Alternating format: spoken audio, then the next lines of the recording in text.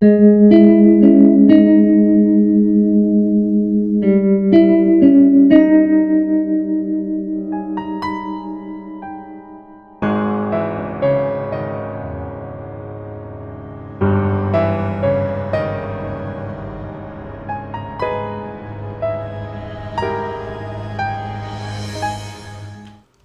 Everyone, welcome to the channel. कल Nifty bank Nifty intraday क्या possibilities बन सकती है उसके ऊपर बात करेंगे, और कल हमने आज के लिए क्या डिस्कशन किया था उसके ऊपर भी बात करेंगे।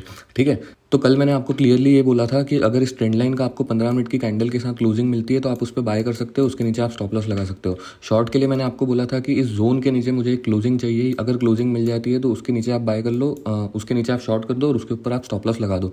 ठीक है, अब देखो मार्केट के अंदर हुआ क्या, मार्केट में पूरा दिन ये रेंज बनी रही, हमको ना जो ब्रेकआउट मिला हमारा वो एकदम लास्ट में मिला। ठीक है, इस जगह पे मिला।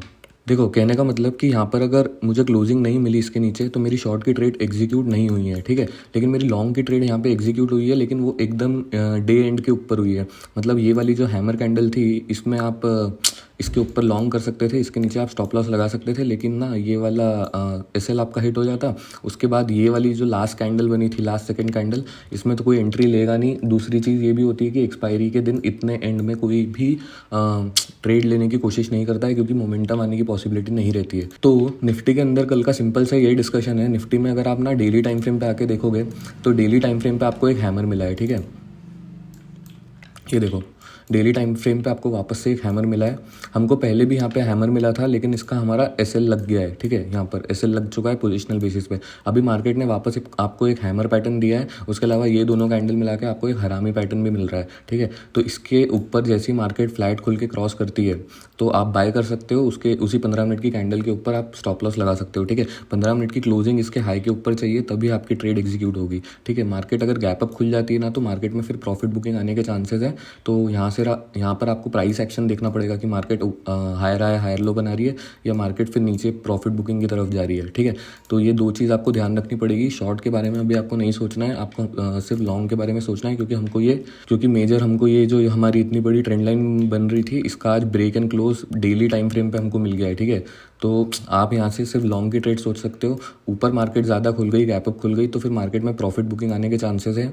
अगर मार्केट यहाँ से कंटिन्यू होती है तो आपको प्राइस एक्शन देखना पड़ेगा कि मार्केट एक हायर हाई हायर लो बना रही है या लोअर लो लोअर हाई वाला कंसेप्ट चल रहा है। ठीक है, मार्केट स्ट्रक्चर अगर आपको नहीं समझ में आता है तो आप ये वाला वीडियो देख सकते हो। ठीक है, इसके अलावा निफ्टी के अंदर ज़्यादा कुछ नहीं है। निफ्टी के अंदर बस आपको लॉन्ग की तरफ ही सोचना है, शॉर्ट की तरफ अभी नहीं सोचना है। ठीक है, बैंक निफ्टी में हमारा क्या डिस्कशन था, बैंक निफ्टी में देखो मैंने आपको क्या बोला था कि हो सकता है मार्केट अगर इस जोन में खुले तो मार्केट यहाँ पर भी टाइम पास कर जाए और आपको एंड में ब्रेकआउट दे। ठीक है, जो कि हुआ नहीं, बैंक निफ्टी ने हमको सीधी रैली दे दी। ये वाली चीज़ हमारी निफ्टी के अंदर हो गई, मतलब निफ्टी में पूरा दिन मार्केट कंसोलिडेट करती रह गई, लेकिन बैंक निफ्टी ने क्लियर कट हमको इसी सेकंड कैंडल में ही ब्रेकआउट दे दिया था यहाँ पर। ठीक है, तो कहने का मतलब ये, मैंने आपको क्या बोला था कि या तो आपको इस जोन के ऊपर कोई क्लोजिंग मिल जाए तो उस पर आप बाय करके उसके नीचे आप एसएल लगा सकते हो, या फिर आपको ये ट्रेंड लाइन ब्रेक मिल जाए ना तो उस पर भी आप बाय कर सकते हो, उसके नीचे आप एसएल लगा सकते हो। तो इसमें आपको ऐसे करके बहुत ही अच्छा एक गेन मिला होगा।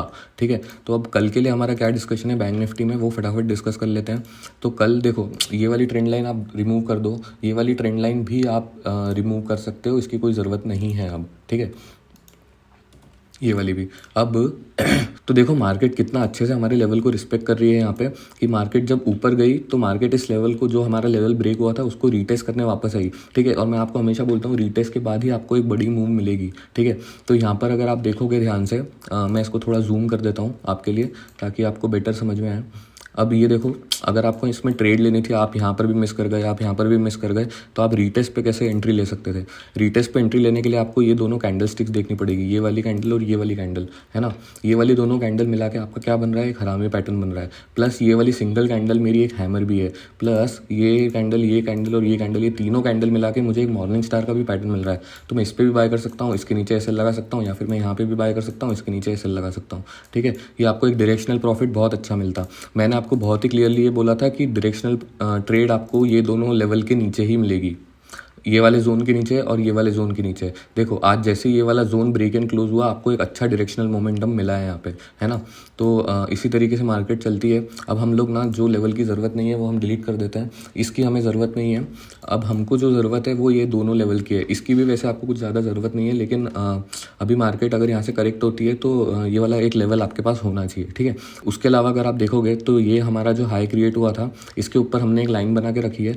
तो मार्केट कल अगर माइल्ड गैप डाउन खुल जाती है या फ्लैट खुल जाती है तो मार्केट को फिर इस लेवल पे आने दो, और इस लेवल से आपको कोई बुलिश पैटर्न मिलता है, जैसे हमको यहाँ पे मिला था वैसे ही हमको अगर यहाँ पर कोई बुलिश पैटर्न मिलता है तो उस पर हम बाय कर सकते हैं, उसके नीचे हम स्टॉप लॉस लगा सकते हैं और हम लोग कंटिन्यूएशन के लिए बैठ सकते हैं इसमें, ठीक है। इसके अलावा मार्केट अगर ज़्यादा गैप डाउन खुल जाती है इधर इधर इधर, तो आप फिर ट्रायंगल में चले जाना। आप ये वाला कॉल ऑप्शन, ये वाला पुट ऑप्शन, ये एक रेंज बना देना मार्केट में, और फिर मार्केट इसके अंदर वॉलेटाइल रह सकती है, ठीक है। सिंपल सी बात है। मार्केट में अगला टारगेट हमारा क्या हो सकता है उसके ऊपर भी फटाफट बात करते हैं। तो नेक्स्ट टारगेट आपको अगर निकालना है मार्केट में तो आपको फिबोनाची का यूज़ करना पड़ेगा। फिबोनाची आप कैसे लगाओगे? फिबोनाची आपको लगाना पड़ेगा ये वाले टॉप से ये वाले बॉटम तक, समझे।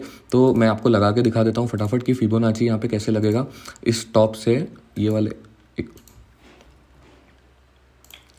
ये वाला जो टॉप बना है हमारा, इस टॉप से इस बॉटम तक, ठीक है। तो मेरा जो नेक्स्ट टारगेट यहाँ पे निकल के आ रहा है इसके अकॉर्डिंगली वो ये आ रहा है, ठीक है। तो इस टारगेट को मैं मार्क कर सकता हूँ यहाँ पे, इस टारगेट को आप मार्क कर लो, ठीक है। ये आपका मार्केट अगर यहाँ से ऊपर जा रही है तो उसका नेक्स्ट टारगेट ये है, ठीक है। तो अब इस फिबोनाची की हमको कोई ज़रूरत नहीं है, फिबोनाची हम हटा देते हैं। कल अगर मार्केट गैप अप खुल जाती है तो आपको क्या करना है, देखो कल मार्केट अगर यहाँ पर गैप अप खुल जाती है तो फिर आपको वेट करना है कि मार्केट इस जगह पर आए और यहाँ पर कोई रेजिस्टेंस का पैटर्न बनाए, ठीक है। अगर रेजिस्टेंस का पैटर्न बना रही है ना तो आप उस पर शॉर्ट करो, फिर आप यहाँ पे गैप फिलिंग के लिए बैठ सकते हो, ठीक है। यहाँ कहीं से फिर मार्केट सपोर्ट लेगी या इस जगह को रिटेस्ट करके सपोर्ट लेगी, वो हम देखेंगे। तो सिंपल सा ये एनालिसिस है बैंक निफ्टी के अंदर। मार्केट अगर फ्लैट खुल रही है तो मार्केट को इस जोन पे आने दो, कोई बुलिश पैटर्न बनाने दो इस तरीके से, फिर उस पर बाय करो, उसके नीचे आप स्टॉप लॉस लगाओ। मार्केट अगर गैप अप खुल रही है तो फिर यहाँ पर हमको एक शॉर्ट की अपॉर्चुनिटी ढूंढनी है कि इस लेवल से मार्केट अगर सपोर्ट ले रही है क्या। अगर मार्केट गैप अप खुल के इस लेवल को ब्रेक कर दे रही है तो फिर आप उस पर लॉन्ग कर लो, उसके नीचे आप स्टॉप लॉस लगा लो, ठीक है। सिंपल सा एनालिसिस है बैंक निफ्टी के लिए हमारा। ओके तो हम फटाफट स्टॉक्स के ऊपर बात कर लेते हैं। कल मैंने आपको जो स्टॉक्स दिए थे उसमें से एक था बजाज फिनसर्व। बजाज फिनसर्व में मैंने आपको बोला था इस लाइन के नीचे मुझे 15 मिनट की कैंडल की क्लोजिंग चाहिए, तो उस पर आप शॉर्ट कर सकते हो, उसके नीचे आप स्टॉप लॉस लगा सकते हो। लेकिन अगर आप यहाँ पे ध्यान से देखोगे तो ये वाली जो हमारी कैंडल बनी इसमें यहाँ पर आपका शॉर्ट बनता और यहाँ पे आप स्टॉप लॉस लगाते, आपको इतना ही प्रॉफिट होता। और इतनी बड़ी कैंडल के अंदर कोई भी मार्केट में इंटरेस्टेड नहीं होता है। जैसे मैंने आपको प्रीवियस वीडियो में भी बताया है कि अगर मार्केट में बहुत बड़ी कैंडल से ब्रेकआउट ब्रेकडाउन होते हैं तो फिर उसमें कम लोग इंटरेस्टेड होते हैं, ज़्यादा लोग इंटरेस्टेड नहीं होते हैं, इसीलिए फिर यहाँ पे प्रॉफिट बुकिंग आने के कारण ये फिर ऊपर चला गया। और देखो हमारी इस लाइन के ऊपर नहीं गया।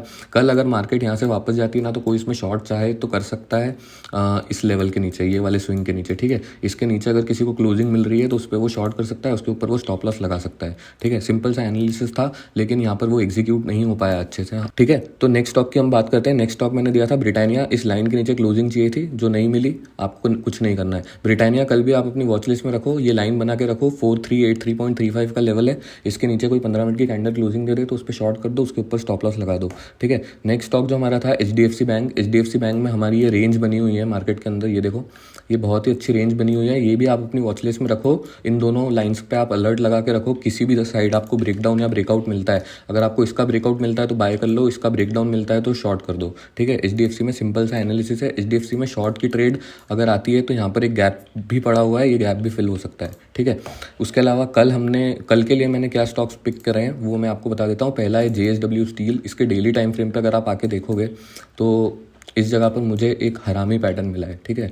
बुलिश हरामी, एक अप ट्रेंड चल रहा है, मार्केट में करेक्शन आई है। करेक्शन आने के बाद देखो ये मार्केट ऊपर चल रही है, देखो ये मार्केट ऊपर जा रही है, फिर मार्केट नीचे आ रही है। यहाँ पर मेरे को वापस से एक बुलिश पैटर्न मिल रहा है तो इस पे मैं एसएल लगा सकता हूँ। अब वापस मार्केट यहाँ से ऊपर गई, करेक्शन आई मार्केट में, अब मुझे यहाँ पर वापस से एक बुलिश पैटर्न मिल रहा है।